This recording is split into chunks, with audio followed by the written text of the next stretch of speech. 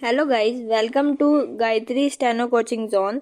हमारे चैनल पर आपको मिलेंगी हिंदी और इंग्लिश की डिफरेंट स्पीड की डिक्टेशंस। अगर आपको हमारा चैनल अच्छा लगे तो लाइक करें, कमेंट करें, वीडियो को शेयर करें और चैनल को सब्सक्राइब करना ना भूलें।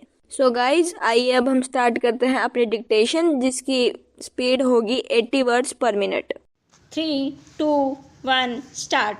अध्यक्ष महोदय, वह हिम्मत करें जिससे देश में जमीन जोतने वाले को मिले और जो मेहनत नहीं करते उनसे जमीन लेकर उसका बंटवारा कर दिया जाए। पेराम। मुझे आश्चर्य हुआ जब मैंने इस प्रतिवेदन को आरंभ से अंत तक देखने की कोशिश की और इसमें अंग्रेजी का इतना समर्थन मेरी समझ के बाहर की बात थी। पेराम। अंग्रेजी के समर्थन के साथ रोमन लिपि तक का समर्थन किया गया है। पेराम। जब हमारे संविधान में देवनागरी लिपि को राष्ट्रीय लिपि माना गया है और आज भी हिंदी देवनागरी लिपि में लिखी जाती है, मराठी देवनागरी लिपि में लिखी जाती है। अन्य भाषाएं अपनी अपनी लिपि में लिखी जाती हैं। रोमन लिपि के लिए इस आयोग की रिपोर्ट में किस प्रकार कहा गया? प्रश्नवाचक। रोमन लिपि की बात कैसे इसमें आई, यह मैं कम से कम नहीं समझ पाया। विराम। पर एक बात देखने योग्य है कि अंग्रेजी का इतना समर्थन होने के बाद भी और कई विदेशी विशेषज्ञ इस आयोग के सदस्य होने पर भी अंत में और उन्होंने भी माना कि अंततोगत्वा शिक्षा का माध्यम प्रादेशिक भाषाएं होंगी। पेराम।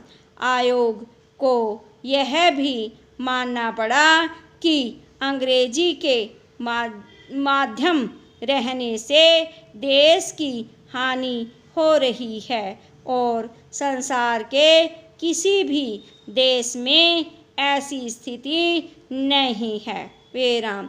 आयोग स्वयं इस बात को स्वीकार करता है कि इस प्रकार विदेशी भाषा के माध्यम से हमारे देश की कितनी हानि हो रही है। पेराम। पहरा। मैं त्रिसूत्री भाषा फार्मूले का समर्थक हूँ। पेराम। हिंदी साहित्य सम्मेलन, जो हिंदी की सर्वमान्य संस्था है जिसका इस समय मैं अध्यक्ष हूँ, उस सम्मेलन ने भी त्रिभाषा फार्मूले को स्वीकार किया। पेराम।